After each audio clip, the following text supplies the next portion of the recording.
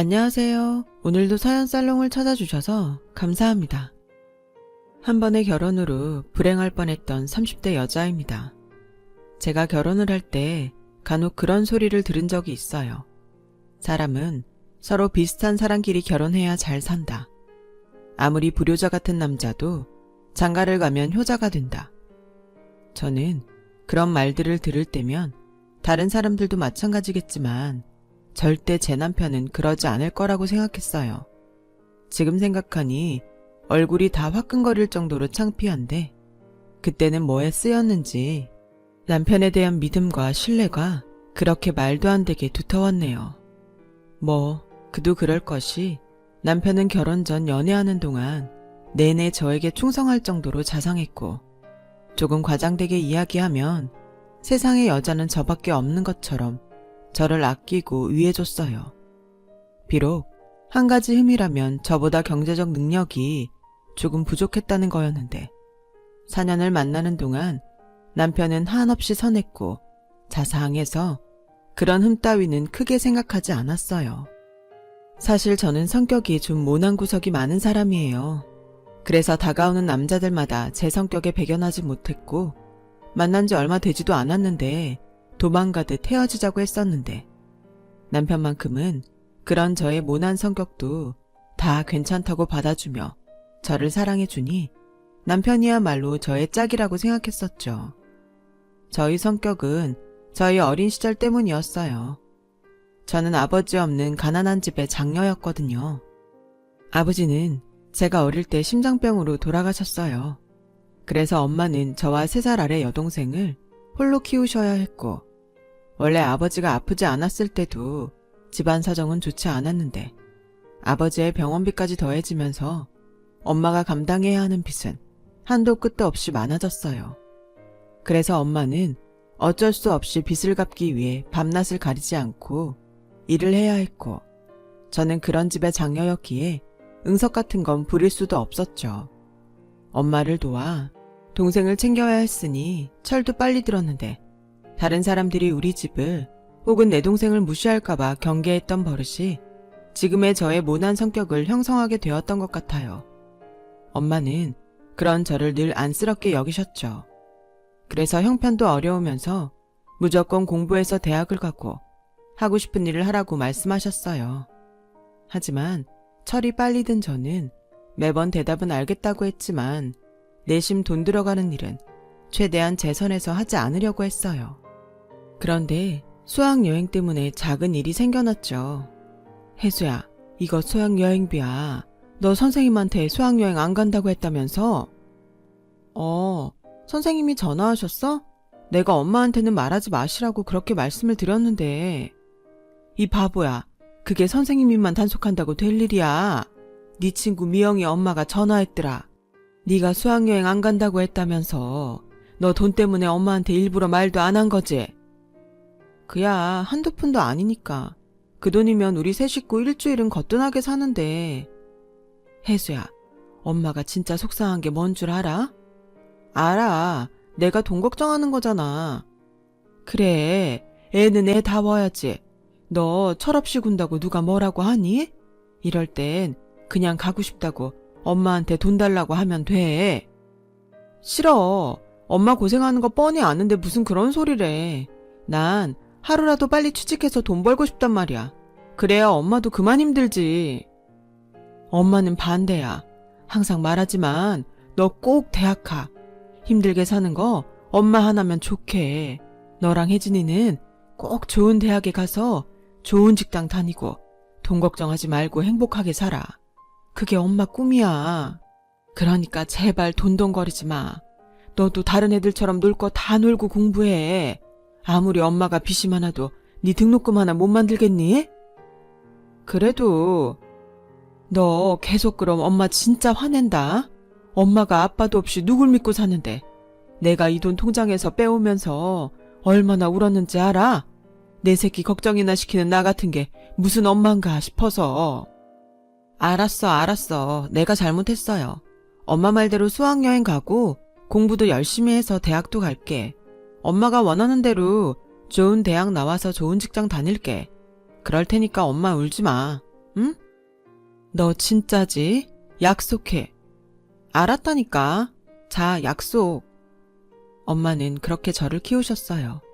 없는 집에서 공부라니. 하지만 엄마가 속상해하는 건 죽어도 싫었던 저는 죽기 살기로 공부에 매달렸죠.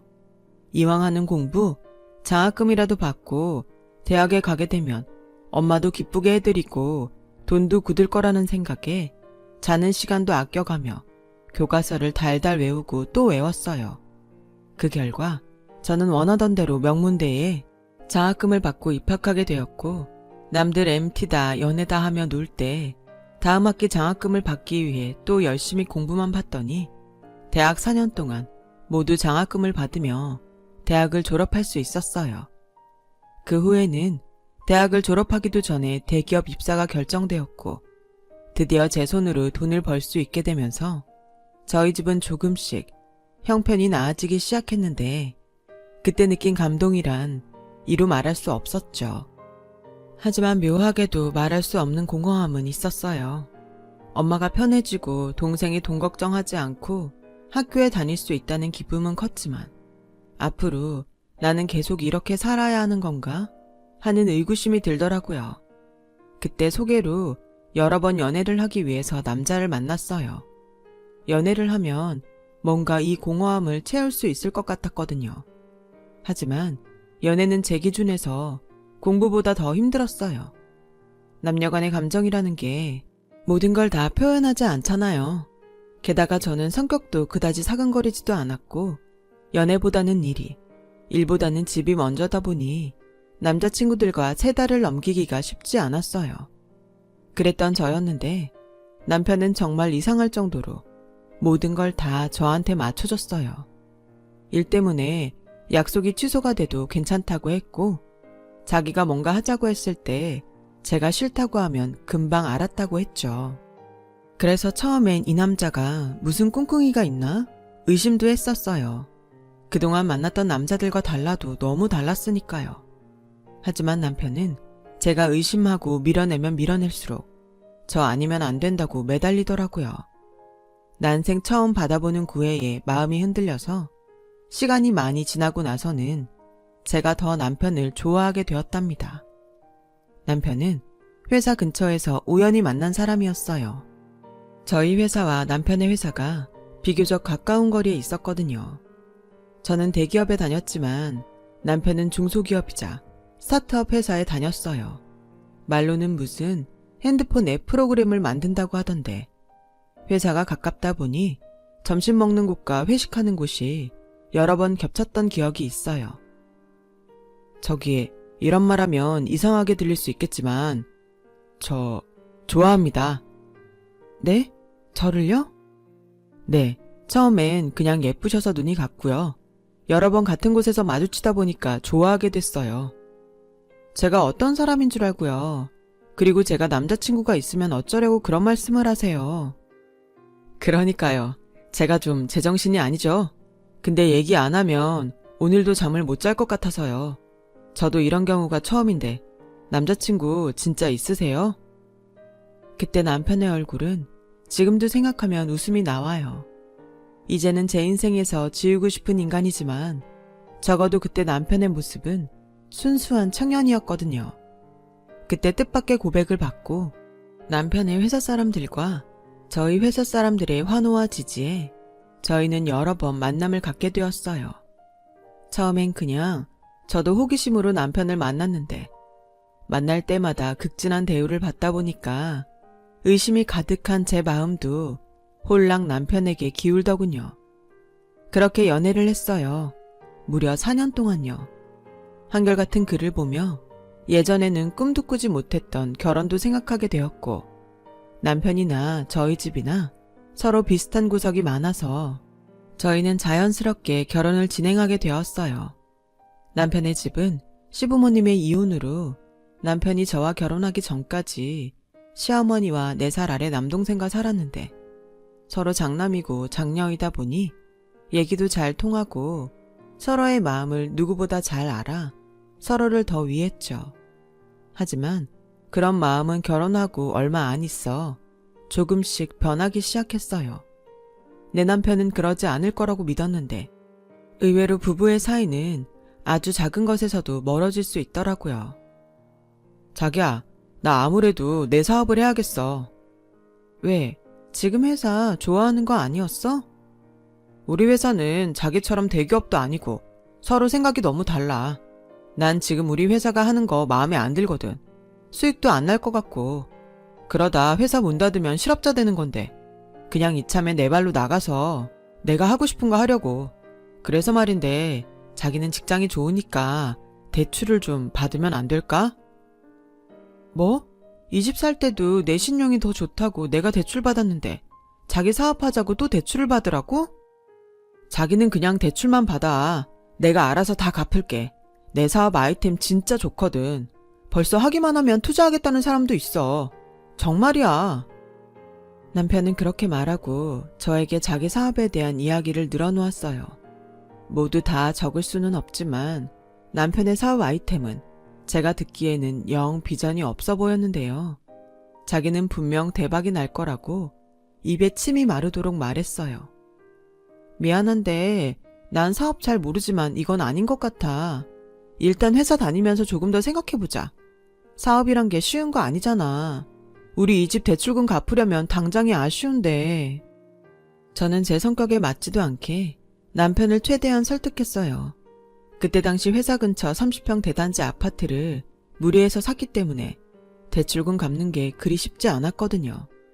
제 명의이긴 했지만 그 아파트를 사자고 했던 사람도 남편이었어요.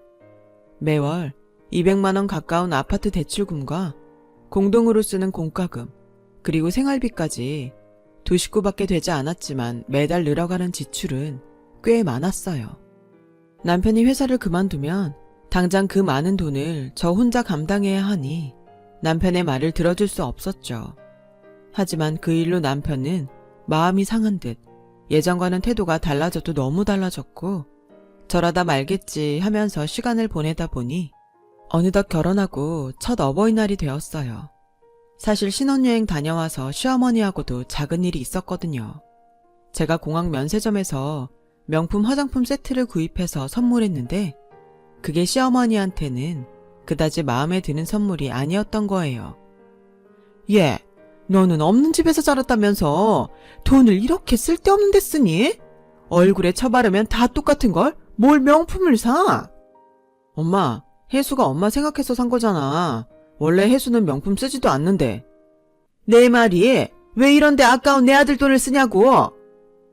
그 선물은 제 돈으로 산 건데 시어머니는 자기 아들 돈으로 샀다고 생각했는지 아깝다는 말을 계속 반복했어요. 그래서 미리 준비한 용돈 봉투를 꺼내며 이렇게 말했죠. 죄송해요. 어머님이 이렇게 검소하신지 몰랐어요. 이거 용돈인데 이걸로 마음 푸시고 그건 저 주세요. 제가 환불하든지 선물하든지 알아서 할게요. 어머, 얘 좀 봐. 뭘 또 줘놓고 다시 달래. 용돈은 고맙다. 그러니까 내 말은 앞으로는 이런데 돈 쓰지 말고 이렇게 돈으로 달라는 소리야. 얼마나 편하고 좋니? 너도 좋고 나도 좋고. 아들 고마워. 잘 쓸게. 뭐냐? 형, 나는 뭐 없어? 서운하다. 형수, 서운해요. 아, 도련님 것도 있어요. 넥타이. 공무원 시험 준비하잖아요. 나중에 출근하실 때 매세요. 아, 네. 나도 돈이 더 좋은데 수험생도 은근 돈 쓸 때가 많거든요. 야, 형이 주려고 챙겨왔어. 이따 슬쩍 주려고 했는데 자식 좀 참지. 그랬어? 난 또 없는 줄 알고 서운했잖아. 고마워 형. 형수, 넥타이 잘 쓸게요. 지금 생각해도 완전 어이없어요. 저렇게 식구들이 남의 성의도 무시하고 돈만 밝히다니 좀 그렇더라고요. 그런데 더 화가 나는 일은 저희 집에 인사를 갈 때였어요. 적어도 자기 동생 줄 용돈은 준비했던 남편은 저희 집에 가서는 아무것도 준비한 것이 없더라고요. 선물도 용돈도요. 그래서 제가 마치 남편이랑 같이 준비한 것처럼 엄마한테 선물과 용돈을 드렸는데 남편은 미안한 눈치도 없더라고요. 게다가 제 동생도 자기 동생처럼 임용고시 준비하는 수험생인데 단돈 10만 원이라도 주지. 그것도 말은 안 했지만 서운하더라고요. 이랬던 기억 때문인지 어버이날이 되고 저는 내심 남편이 어떻게 나오나 궁금했어요. 그러면서 또 시어머니한테 혼나기 싫으니 어버이날이라고 비싼 카네이션은 일부러 사지 않았고 용돈 봉투만 준비했죠. 당신 입으로 돈이 더 좋다고 했으니까 쓸데없는데 돈 쓰지 말고 그 돈을 용돈에 더 넣자고 생각했던 거예요. 하지만 역시나 사람의 욕심은 끝도 없는지 제가 용돈 봉투를 드렸음에도 시어머니의 표정은 그다지 좋지 않았어요. 그리고 이렇게 말씀하셨죠. 아유, 내 팔자야. 남들은 다 받는 카네이션도 못 받고 이게 무슨 어버이날이야. 너도 참 센스가 없다. 오늘 같은 날 빈손이 웬 말이야. 지난번에 쓸데없는데 돈 쓰지 말라고 하셔서 돈이 더 좋다고 하셨잖아요. 예, 물론 돈이 더 좋지. 근데 이왕 주는 거 남들처럼 다 줄 순 없니? 내가 뭐 집을 사달래, 명품 백을 사달래. 원래 시어머니란 사람들은 저렇게 염치 없이 대놓고 요구할 수 있는 건가요? 저는 가뜩이나 달갑지 않은데 또 뭐라고 하니 돈을 쓰고도 기분이 나빴고 그때였어요. 일이 밀려서 조금 늦는다던 남편이 두 손으로도 모자라게 큰 카네이션 꽃다발을 들고 시댁으로 들어왔죠. 어머, 역시 아들밖에 없어. 세상에 곱기도 하지. 나 이거 사진 찍어서 자랑해야겠다. 고마워 아들. 엄마 너무 행복하다.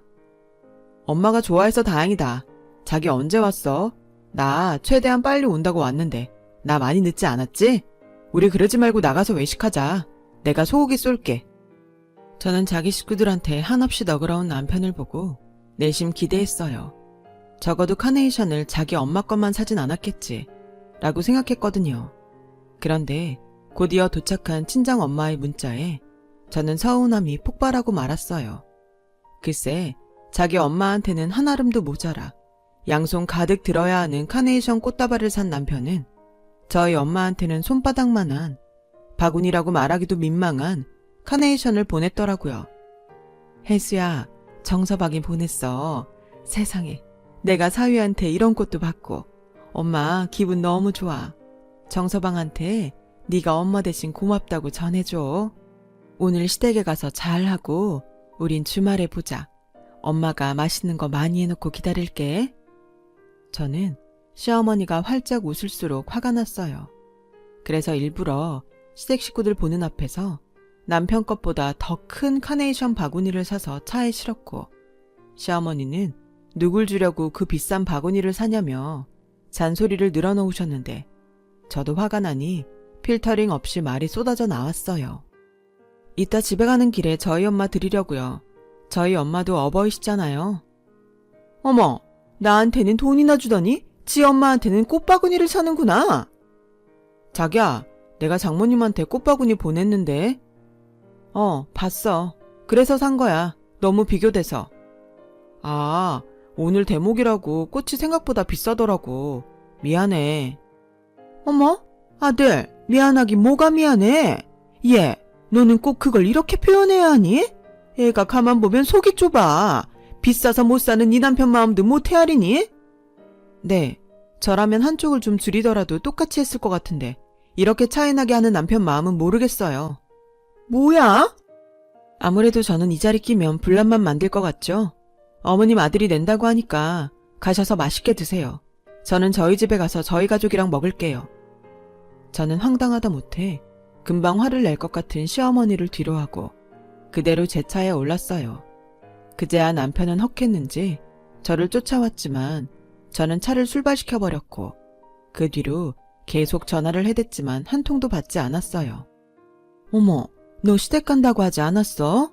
그리고 무슨 꽃을 또 사와? 받아. 나도 우리 엄마한테 큰 꽃바구니 주고 싶단 말이야.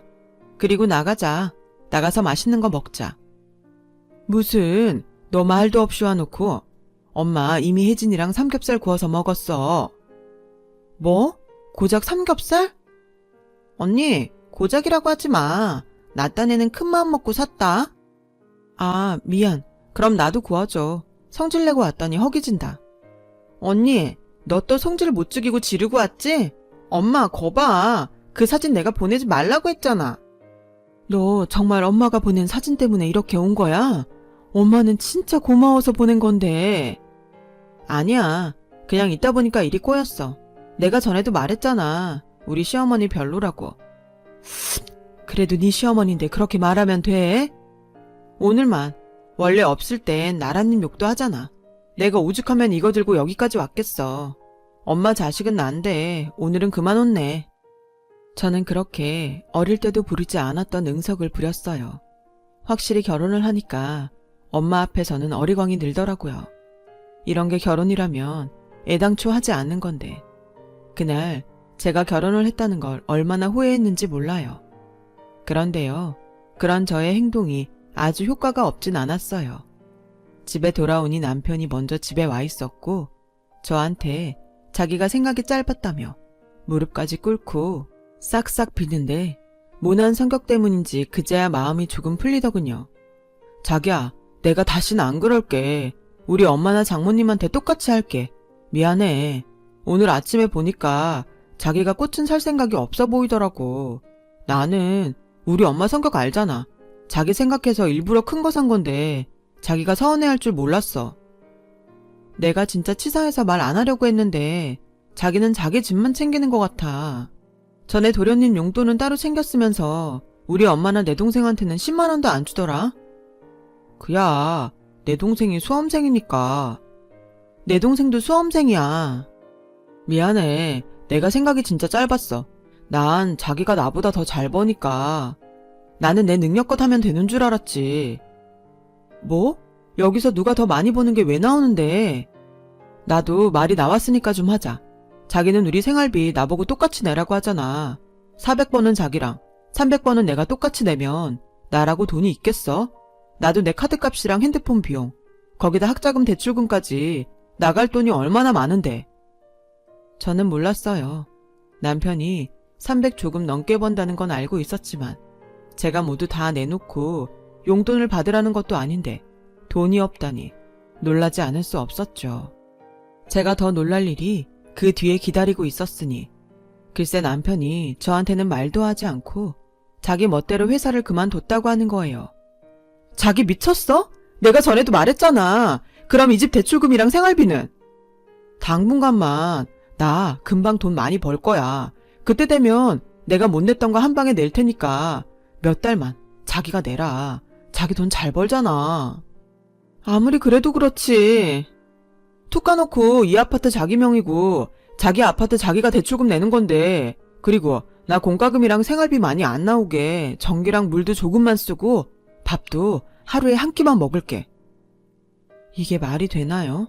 회사에서 잘렸다고 하면 실업급여라도 나올 텐데 저렇게 지발로 나왔으니 저는 할 말은 많았지만 말문이 딱 막혔어요. 나 퇴직금으로 사업 시작할 거야. 자기한테 피해 안 끼친다니까. 내가 오죽 확신이 있으면 이러겠냐. 나 좀 믿고 기다려봐. 저는 한숨이 절로 나왔어요.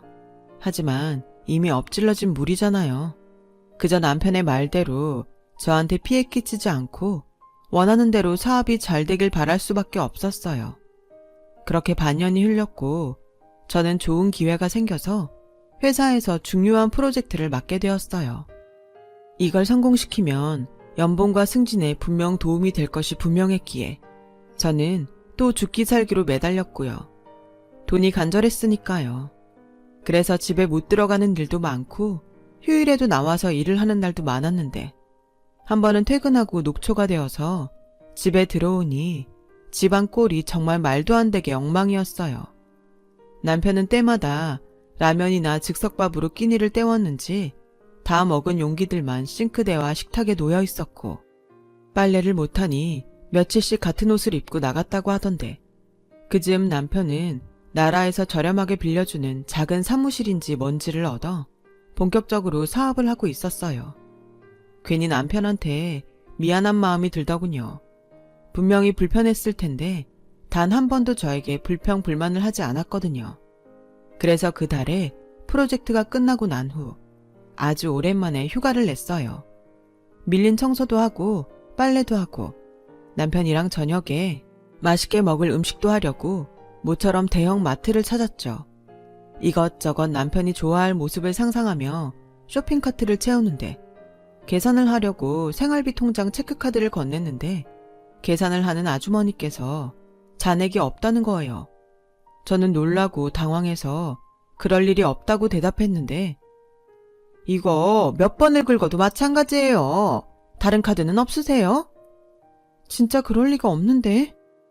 저는 어쩔 수 없이 제가 쓰는 개인 카드를 긁었고 그 길로 바로 ATM 기계로 가서 잔액 조회를 했는데 정말로 잔고가 하나도 없는 거 있죠. 불과 일주일 전에 제가 생활비 통장에 200만 원을 넣어놨는데 어이가 없어도 너무 없었어요. 게다가 생활비 통장에서 매달 아파트 대출금 원금과 이자가 나가는데 잔액 조회를 아무리 해봐도 돈은 없는데 대출금이 나갔다는 흔적이 없는 거예요. 저는 뭔가 이상한 예감에 그 길로 은행에 갔어요. 그리고 출금 내역을 싹 다 뽑아달라고 했는데 이 인간이 제가 대출금으로 나가라고 매달 200만 원씩 넣어놓으면 그 다음날 그 돈을 고스란히 뽑아간 거 있죠. 게다가 저희가 잔액이 부족하면 문자를 드리는데 한 번도 못 보셨어요. 안 그래도 계속 대출금이 상환되지 않으셔서 경매 진행 예정이거든요. 문자 못 봤어요. 그때였어요. 언제였는지 기억은 잘 나지 않는데 제가 화장실에 갔다가 나오니 남편이 제 핸드폰을 보다가 저를 보고 화들짝 놀라 당황했던 기억이 나더라고요. 아무래도 이 인간이 저 몰래 아침이고 저녁이고 제 핸드폰을 뒤져 은행에서 온 문자를 지웠던 것이 분명했어요. 세상에, 어떻게 이럴 수가 있어요? 저는 너무 화가 나서 당장 남편을 찾아갔어요. 자기야, 여기는 무슨 일이야? 지금은 회사에 있어야 하는 거 아닌가? 똑바로 말해. 생활비 통장에서 돈 빼다 어디에 썼어? 그거 내가 급하게 쓸 때가 있어서 썼어. 미안해. 급해? 얼마나 급했으면 매달 대출금 갚는 돈에 손을 대? 우리 집 경매로 넘어가게 생겼어. 그거 다 어디에 썼는데? 설마 나한테 피해 안 준다고 하더니 그 돈으로 사업했니? 아니야. 그건 최근에 딱 한 번. 그건 최근이야. 그럼 3달 동안은 어디에 썼는데? 설마 바람났니? 사람을 뭘로 보고 우리 집 갖다 줬어. 뭐? 어머님한테 드렸다는 거야? 왜? 엄마가 3달 전에 허리를 다치셔서 일을 못해. 내 동생은 수험생이고 당장 돈 나올 구석이 없으니까 나한테 전화가 왔더라고. 생활비 좀 달라고. 그래서 그 생활비를 이 돈으로 드렸다? 그럼 어쩌냐. 우리 엄마랑 내 동생 당장 굶게 생겼는데. 아니, 어머니야말로 일을 못하시면 실업급여라도 타시면 되지. 우리 엄마가 정규직도 아닌데 무슨 실업급여를 타. 내가 좀 있으면 상품 출시하거든? 조금만 기다려줘. 집 경매돼도 내가 더 좋은 집 사줄게. 그러니까 대출금 갚는다 생각하고 우리 집에 200만 원씩 생활비 좀 주라. 응? 자기 돈 잘 벌잖아. 됐어. 능력도 없으면 못 드린다고 해야지. 지금 이게 말이 되니? 곧 있음 내 동생 시험도 봐. 이번에는 합격할 것 같다고 했어. 그럼 앞으로 내 동생이 알아서 할 텐데 그 전까지만 장남노릇 좀 하면 안 되냐? 어이없어. 남의 돈으로 너는 장남노릇이 하고 싶어? 나는 뭐 돈이 많아서 혼자 다 감당하고 있는 줄 알아? 자기 멋대로 저지른 거 그래도 혼자 꾸역꾸역 참아가면서 버티고 있었는데 뭐가 어쩌고 어째? 몰라. 툭 까놓고 내가 왜 회사를 그만둘게. 이게 다 네가 나보다 잘나서 그런 거야. 사람들이 다 와이프 돈 잘 벌어서 좋겠다고 비아냥거리는데 나는 뭐 자존심도 없냐? 그래서 사업해서 너보다 더 잘 나가고 싶었어. 그래서 이렇게 된 거라고. 그러니까 네 책임도 있는 거야. 남편은 그렇게 씩씩거리면서 화를 냈어요. 내 책임이라니. 궤변도 그런 궤변이 없더라고요. 결국 아파트는 경매로 넘어가게 둘 수 없으니 엄마가 붓고 있던 적금을 깨고 해결해 주셨는데 태어나서 한 번도 그렇게 엄마한테 손을 벌려본 적이 없었는데 너무 죄송하고 또 남편에 대한 원망이 깊어졌어요. 엄마, 미안해. 저렇게 뻔뻔한 사람인지 몰랐어. 나 이혼할까 봐. 혜수야, 엄마는 네가 어떤 선택을 해도 믿어. 근데 정서방도 중간에서 오죽 곤란했으면 그랬겠니. 네 말대로 능력도 없는데 도움 바라는 자기 식구를 외면하는 게 힘들었을 거야. 그래도 이건 아니지. 하마터면 알지도 못하고 집이 넘어갈 뻔했는데. 정서방도 이번에 많이 배웠을 거야. 이참에 네 시어머니가 이 사실을 알면 너한테도 잘하지 않을까? 어찌됐든 해결했잖아. 엄마가 그동안 모은 돈이 날아갔잖아. 날아가긴 자식 집 해줬다고 생각하면 싸지. 너 시집갈 때 엄마한테 한 푼도 안 가져갔잖아. 그거 줬다고 생각하면 돼. 난 싫어. 내가 갚을 거니까 엄마 기다려. 알겠지? 알았어. 천천히 갚아도 돼. 엄마 돈 벌잖아. 그리고 우리 혜진이 선생님 되면 진짜 우리는 네가 걱정 안 해도 돼. 아, 맞다. 혜진이 다음 달에 시험이지. 내가 진짜 신경도 못 쓰고. 혜진이 내 딸이거든? 내가 신경 쓰고 있으니까 시집간 딸은 딸만 생각해. 시집 갔으면 친정은 좀 잊고 살아. 엄만 네가 진짜 잘 살았으면 좋겠어. 이런 저희 엄마의 마음을 남편이 알아야 하는데 적반하장으로 남편은 지 잘못이 까발려지고 난 후로는 아니 더 이상 돈줄이 막히고 나서는 막 나가기 시작했어요. 제가 그 일이 터지고 통장을 싹 바꿔버렸거든요. 야, 나 100만 원만 갚을게. 됐어. 그동안 나 몰래 빼간 돈만 몇백인데. 그럼 어쩌냐? 당장 우리 엄마 병원비도 없다는데. 몰라. 자기가 나가서 대리운전을 하던 수험생 동생 알바를 시키던 알아서 해결해. 야, 진짜 너무하다. 너 내가 성공하면 그땐 나 어떻게 보려고 그러냐? 별 걱정을 다 한다. 그 걱정은 내가 할 테니까 성공이나 해봐. 남편은 저에게 무시를 당했다고 생각했는지 그 뒤로는 집에도 잘 들어오지 않았고 집에 들어와서도 입을 꾹 다물었어요. 그러다 도련님의 공무원 1차 시험이 치러졌고 합격자 발표가 나는 날이 되었는데 남편이 잔뜩 어깨에 힘을 주더니 자기 집에 가자고 하더라고요. 이번에는 분명 합격이라면서요. 하지만 결과는 남편이 생각한 것과 달랐어요. 시댁에 들어가는 순간 집 분위기가 완전히 초상집 같은 분위기였거든요. 그런데 아주 황당하게도 불똥은 엄한 저한테 튀었어요. 이게 다 집안에 사람이 잘못 들어와서 그런 거야. 너 대기업 다닌다고 내 아들을 그렇게 무시한다며? 제가요? 그래, 내가 생활비 그거 조금 달라고 했더니 네가 번 돈이라고 안 된다고 했다며. 며느리도 가족인데 너는 우릴 가족이라고 생각하지 않는 거지? 집안 분위기가 이따윈데? 애가 무슨 공부가 돼? 그리고 남편이 사업을 하면 카드도 좀 주고 기를 살려줘야지. 이건 뭐 지만 잘났다고 내 아들 기만 팍팍 꺾어놓으니 뭔 일이 잘 되겠어? 안 그러냐? 그러니까 어머니 말씀은 이게 다 저 때문이라는 말씀인 거죠? 그래. 알겠어요. 그럼 제가 어머님 아들이랑 헤어지면 모든 게 다 제자리로 돌아가겠네요. 그렇죠? 자기야, 무슨 말을 그렇게 해. 우리 엄마는 속상해서 하는 소리지. 아들, 가만히 있어. 너 내 아들 신세 다 망쳐놓고 이제 와서 헤어지겠다는 거냐? 그래, 좋다. 너 그럼 내 아들이랑 헤어지는 대신 네 앞으로 되어있는 아파트 내놓고 가. 우리 애한테도 위자료는 있어야지. 위자료요? 뭘 모르시는 것 같은데 위자료는 피해본 사람이 받는 거예요. 저 몰래 제 통장에 손을 댄 사람이 누군데 누가 누구한테 위자료를 줘요? 경매에 넘어갈 뻔했던 아파트 저희 엄마 돈으로 막았는데 그 아파트를 달라고요? 정말 염치도 없다.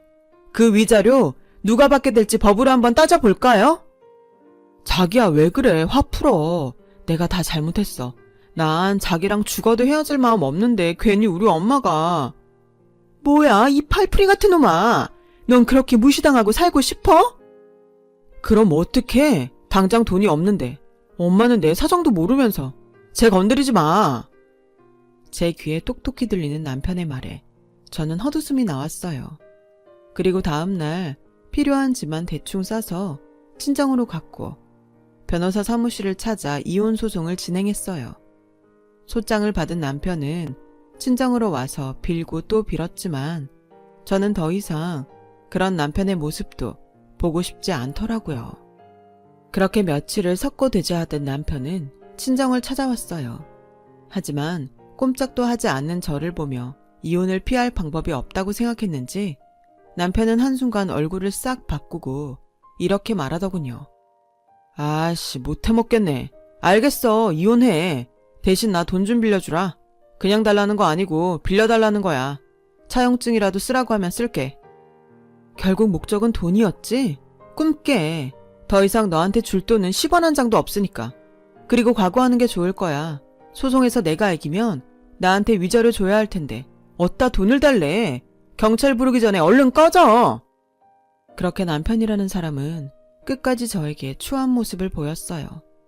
이혼 소송 기간은 길었어도 워낙 증거가 빼박이라 모든 것이 저한테 유리하게 흘렀고 재산 분할할 것도 없이 남편은 저에게 정신적인 피해 보상금까지 더한 위자료를 지급하라는 선고가 떨어졌어요.